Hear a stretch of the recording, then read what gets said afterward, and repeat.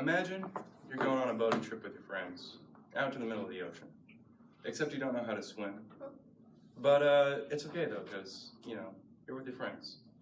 But you've been also training for a marathon, and so you have a 50-pound vest that you've been wearing for the past month, just to get the endurance and strength in your legs. But the boat gets rocky and you fall into the water. You can't swim and the vest tightens up on you, so you start sinking. Except all your friends know how to swim, and they don't get why you can't swim. They don't get why you have the vest on either, so they don't really understand, why you're having so much difficulty, but you're sinking and drowning anyways. They just tell you, hey, come on, swim back to the boat, but you can't. This can be very comparable to depression and other mental illnesses. Mental illness and depression isn't always what we think it is. And many people suffer. And I want to talk about the causes of mostly depression, but this can be related to other mental illnesses.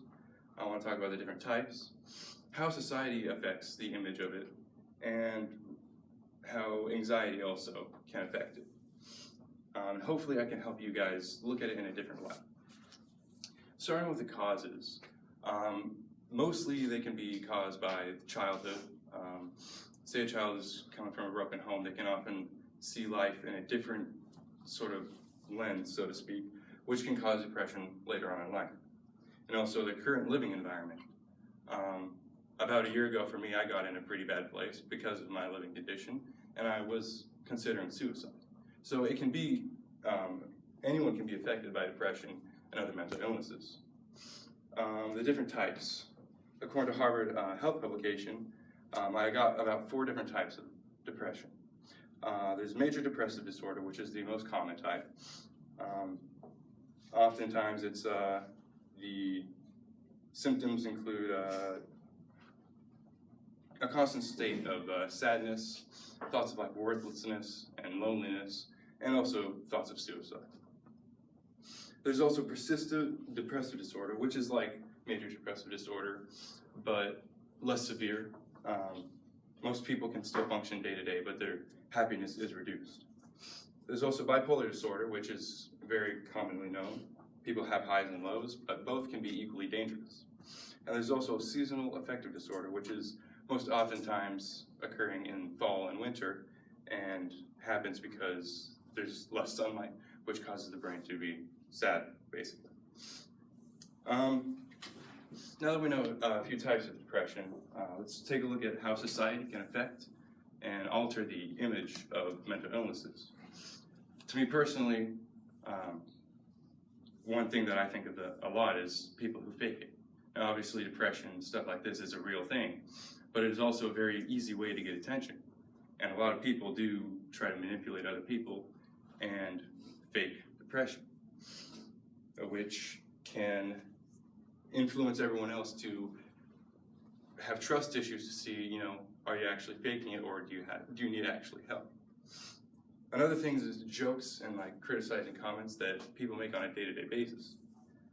People with depression do joke about it with themselves, which is not what I'm talking about, but I'm talking about people who aren't experiencing depression themselves and will make comments that they don't think is very critical, but will actually affect people with depression. For example, my sister has major depressive disorder, and she has for a number of years. I didn't find out about it until about 1.5 years ago. But I would often joke about that kind of stuff, and I had no idea, and it made her feel guilty, like something was wrong with her. Obviously, that makes me feel really, really bad, but it's something you gotta learn, you gotta think about. One other thing that society kind of affects other people is the get over it mentality. People who don't struggle with this, they'll often say, just cheer up, you just get over yourself, it's not a big deal. Talking to Renee, he thinks like that, but it's probably because he's just old. But you have to remember that this is not a choice and it is an actual illness. If someone has a broken foot, they just can't go run a mile because they have a broken foot. It's the same thing with mental illness. Having that mentality towards those kinds of people can be damaging to themselves too, because they might think, hey, I should be better, I should have to get over it, but it's an illness and they can't. And after looking about the negativity that people can put on it, Anxiety is also related to depression as well. My sister suffers from several forms of anxiety, so does my fiance. And there are different types of anxiety, which there's social anxiety, general anxiety, and panic attacks. When combined with depression, this can greatly affect people, how they live their daily lives. They can't always get the help they need because they feel guilty. And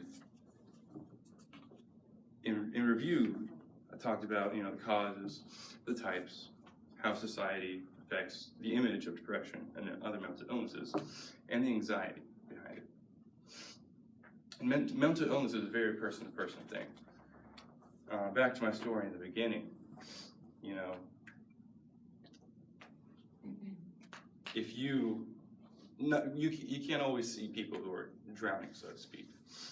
They might have a bad attitude, which I did for a long time during that hard time, and I needed help, honestly. I didn't talk to anybody about it, but if someone would have reached out, well, they did, but I just didn't take it because I was stupid. But always try to reach out to people who either have depression or you might think that they do. And if you are drowning, so to speak, I want you to know that you're not alone, and you can talk to anybody about it. Come talk to me, because it's a very personal thing to me. And I just want you to know that you're not alone. You can always ask for help.